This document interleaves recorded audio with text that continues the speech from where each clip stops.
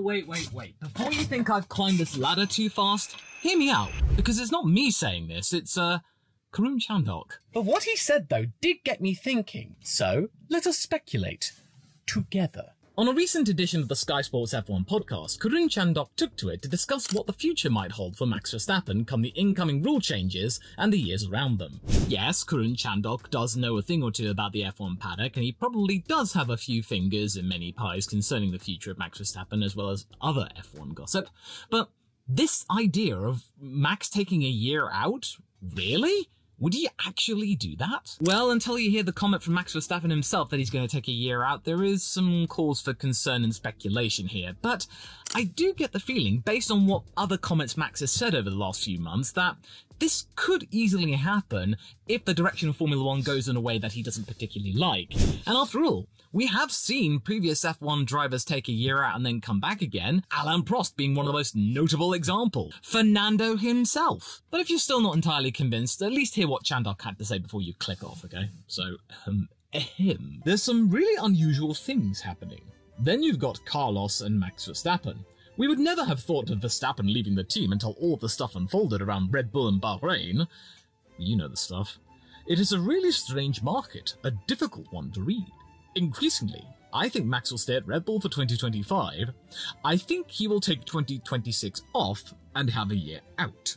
See what happens, and then in 2027 he can go anywhere, couldn't he? He's talked about his ambitions of doing Le Mans and other forms.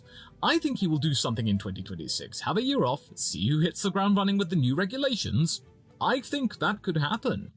Well, you think or you know, Karun, but I do know that what you say might have some legs. At first I was quick to dismiss this comment since Max has a contract to stay with Red Bull until 2028, despite all of the talk from Toto about trying to pilfer his services for a laughable amount of money. I figured that the board had balked at when it regarded Lewis, but when it comes to Max Verstappen, oh, $160 million a year, yes please. Understandably, Christian Horner would be entirely fed up with all this talk about Max Verstappen leaving, as we all are. Toto, let's be real, it's not going to happen. Max has said that he does not want to build up a team right from scratch anymore. He did that with Red Bull. He doesn't want to do it again. He wants to drive for a competitive and fast car. The W15 ain't it.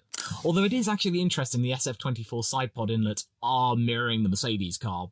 And I bet when Toto saw that, he's saying, oh, finally, someone's actually trying to copy our Mercedes. Oh, thank God, we are still relevant. But at the same time, contracts can be broken, and just because Max is contracted to race for Red Bull until 2028 doesn't mean he would be taking part in active racing for all of that time. He could easily take a year out of the sport on the proviso that he just needs to take a break and go and do something else, with maybe the promise that if Red Bull continued to be dominant, he'll just slip back into that seat again.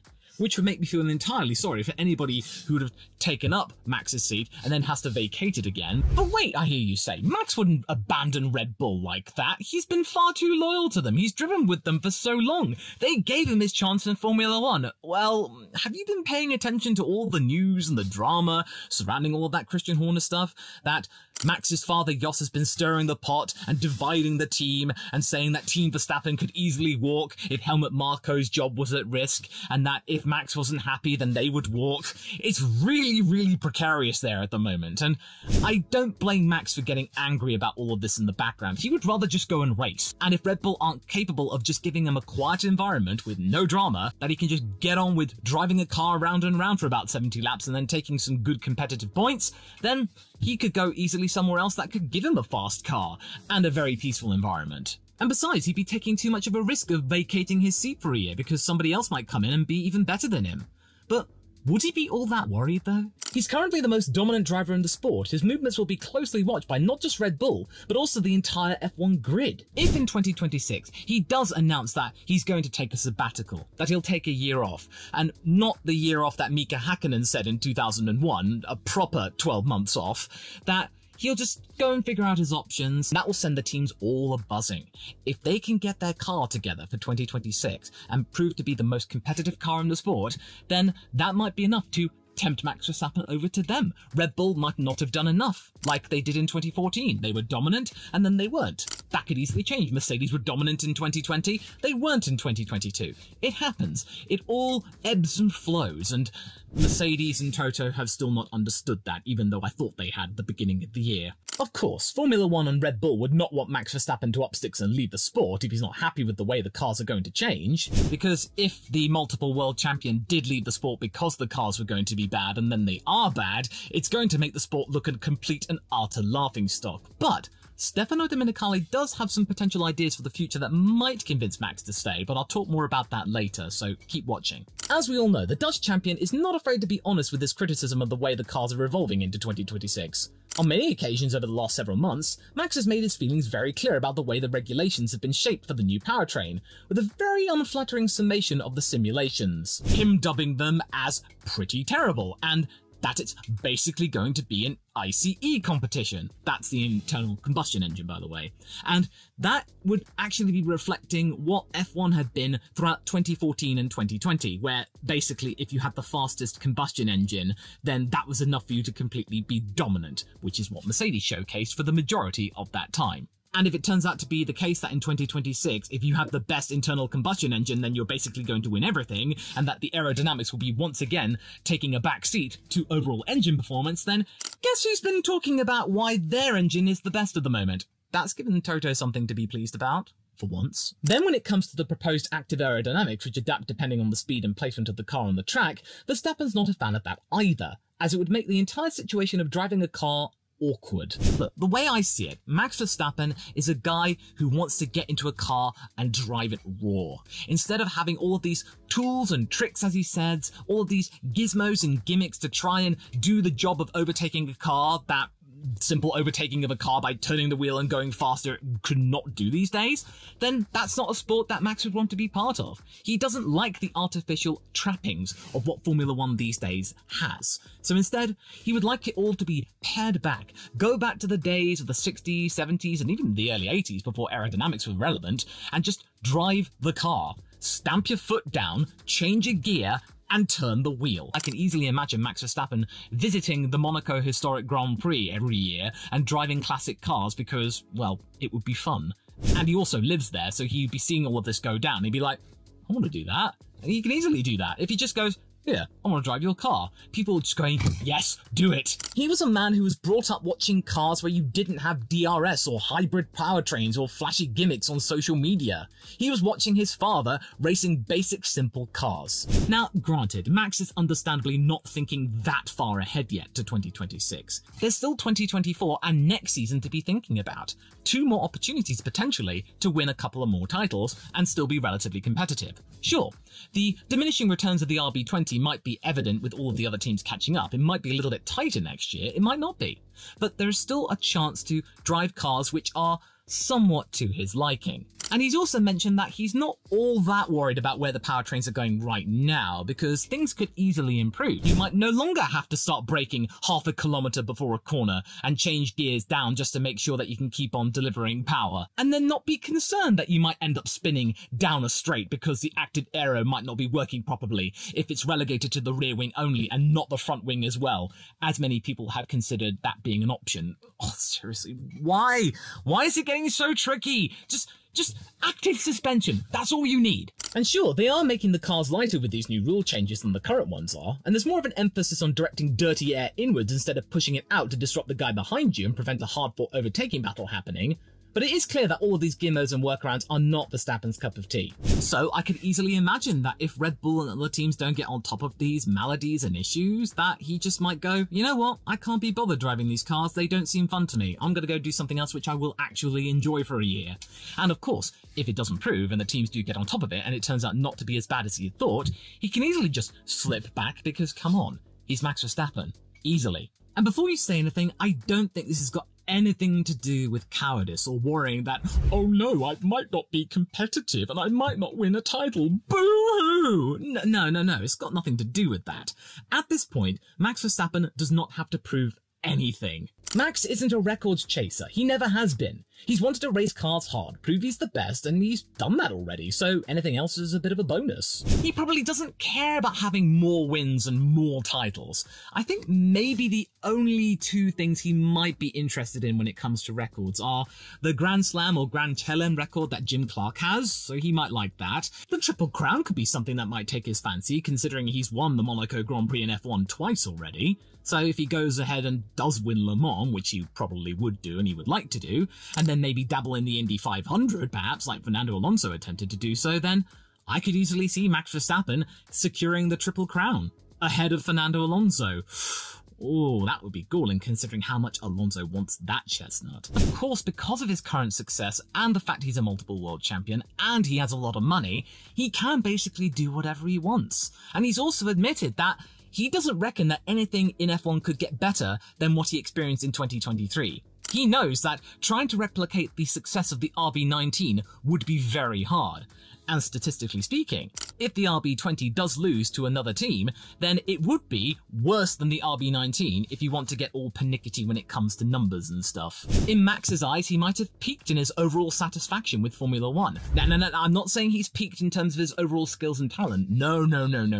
He could easily be going at his prime for another decade at least, maybe even more so. Maybe he might never diminish, considering that Fernando Alonso has not seemed to have diminished in performance. In fact, he seems to have improved. What? He's also recently come out as saying that whilst he enjoyed close combat in his junior days, having the chance to win races by 20 seconds or so is far more enjoyable when he can nail the car and create his own success. Well, I would certainly say he's done that already. What he means by that, he's already proved that he can fight hard and long like he did in 2021, and now he's also proved that he can win dominantly. He's done everything possible, and he still enjoys winning. He still finds satisfaction in it, and that's the thing. Satisfaction is what's keeping him around. The only thing that will make Max Verstappen leave the sport is when, as he said, he doesn't care anymore. If he doesn't care about losing, and we all know that he does care about losing, and he does want to improve and make sure he gets to winning again. If it gets to a point where in 2026, for example, if he does stick around and he does continue to lose and he starts to go, I don't like this car, or I don't care, or whatever, he's just going to slog through the weekend, then he would consider his options, and he might take a year out for 2027. It might not be 2026. He might just do a year of these new regulations and then just go, right, okay, I don't like this. I'm off. Bye. Don't actually click off the video. I'm still going. Now, remember that I touched upon Alain Prost and how he took a year off back in the 90s? Well, I mean, he kind of had to, since Ferrari basically threw him out after one too many negative comments about their car. Maybe Ferrari realized that Alain hadn't got the memo that if you race for Ferrari, you race for Ferrari. You don't race at Ferrari. You race for the team itself.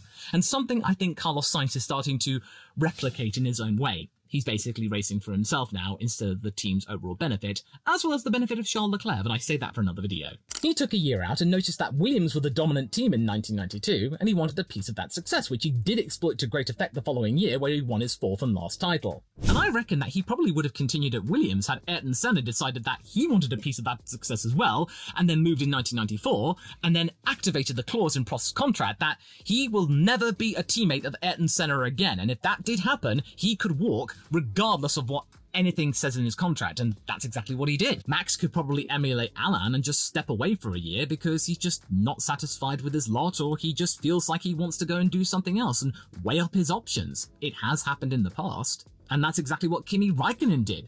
He was dissatisfied with his overall enjoyment of Formula 1, and he took a couple of years out, did some rallying, he did some NASCAR, and he did other things. He came back for Lotus in 2012, almost bankrupted the team, and then he got back to Ferrari again, somehow. If Max did decide to pause in 2026, he could see whether or not things improved, because 2014, when those regulations changed, oh boy, they were bad. Not only was the powertrain completely ridiculous and overly complicated, and it really proved that there was no competition whatsoever, say Rosberg versus Hamilton, but the lack of noise. I'm not gonna lie, I barely watched any races live because of it. Going from the V8s of 2013 to the V6 turbo hybrid units where they basically made no sound apart from a on the radio, the Ferrari was the worst, and the F1 2014 game did not help. It took a couple of years before I realized that, oh, these engines sound okay again. They did improve it a little bit, but it's still not exactly the best sounding F1 car even to this day, a decade on. Maybe Stefano Domenicali, the boss of Formula 1 management, the commercial arm of Formula 1, might have realised that maybe Max could easily walk, so just have a look at what he's mentioned in the past couple of days. Maybe put two things together about what Max has been lamenting. Yeah, V8s could be back. With Sebastian Vettel's Race Without Trace campaign continually proving that you can use sustainable fuels for classic cars and engines that have been adapted to accommodate said fuels, and that the 2026 regulations are also including synthetic fuels to work with the internal combustion engine, then maybe the direction of Formula 1 come the next rule changes in 2030 might be music to Max's ears as well as our ears. That instead of having the current powertrains where it has a combustion engine and a battery, they ditch the electrical stuff entirely and move back towards a standard combustion engine powered with fuels that are not nearly as polluting as before. Sure, this might not happen if the 2026 regulations prove to be good enough, and the sound seems to be good enough, and that it might mean that Audi and Honda are placated, because if this rule change does happen, Audi and Honda had better like it, or else they could easily walk after all the stuff that Formula 1 had done to convince them to enter the sport and return. Then if this changes and they don't like it and then they go, well, that would have been all awkward and a complete waste of time. But surely simpler regulations would be harmony for all concerned. But one thing is for sure, the oral impact of Formula 1 is something that Stefano Domenicali does take with great seriousness. And if Vettel's cause showcases classic V8s and V10s with fuels that are more in line with F1's push to be net zero, then the proper investment might yield something that not only is kinder to the environment than in 2013 when V8's last raced in F1, but also give the fans at home and at the track a delightful soundtrack. And guess who else would like that too? Max Verstappen. When he was asked about what one thing would he change about Formula 1 for the better in his own view, it would be getting rid of the hybrid powertrain entirely, going back to simpler times with V8s, which he described as smoother in terms of power delivery and with a potential higher top speed. And also, when you look at the stats, if you've got rid of the entire electrical gubbins about a Formula 1 powertrain and you just relied on the combustion engine, you could be dropping a huge amount of weight instantly. 30, 40, 50 kilos, maybe even more. I don't know the full specifics when it comes to the powertrain and the electrical side of things, but it would be a huge stonking amount of weight lost. And that's exactly what F1's been craving. All the drivers have been craving for. The 2026 rule changes are addressing that somewhat, but if you can lose even more weight and get F1 cars back under 700 kilos and closer to 600 kilos where they were back in the 2000s, then it would easily address the issue when it comes to overtaking and, of course, the overall size of the car. So this well-timed musing from the F1 chief is interesting to note when you put that with Verstappen's outward critiques of the model for 2026 and considering his options. If Stefano Domenicali does carry on with this venture for 2030 and does push for synthetic fuels, especially since they'll probably been enhanced and made more efficient even more so in a few years' time after 2026, and then go back to classic powertrains that are easy to make, that would easily make the entire sport more accessible. You might get more people coming in with different engine makers and stuff like that, or you might make the entire situation of running an F1 team all the more cheaper, more accessible. The cost cap will be far more accommodating for aerodynamic performance rather than making the engine, or in the case of customer teams, buying the engines. So Karun's comments aren't as wild as I thought they were when I first saw them. Max doesn't have to stick around F1 just for the sake of it, sure. He has time to do other things. He's already said he's not going to be a Fernando Alonso or Lewis Hamilton and drive in F1 until he's in his 40s. He's got other stuff he might want to do in his prime, and he could easily do that with great effect, as we have seen many times. And also, I think he realised that he's going to be doing a 24-hour sim race whilst he's also at the Emilia-Romagna Grand Prix. Ooh, that's going to be rough. But I do think that F1 is paying attention to what Max is saying. And if what Stefano has said is true, and they are maybe looking back to more conventional engines with the backing of Sebastian Vettel perhaps, then this might be enough to make Max Verstappen stay and not make Formula 1 the sport itself look like a joke if one of its biggest stars leaves because the direction of the sport is not something that he likes, and maybe other drivers and teams could follow. In any case, let's keep an eye on as to how this develops and how this comment could easily happen. It might not, but it's something to think about. Think. Much like how Audi should probably think about giving up on Carlos Sainz, considering their mission to transform Sauber is gathering pace by the day without him. To find out why I think that Bottas and Zhou are basically sitting on a couch whilst the entire house around them is being transformed by Audi, go and watch this video next as to why I think even this German automaker and Andreas Seidel might be just getting fed up with Sainz's posturing.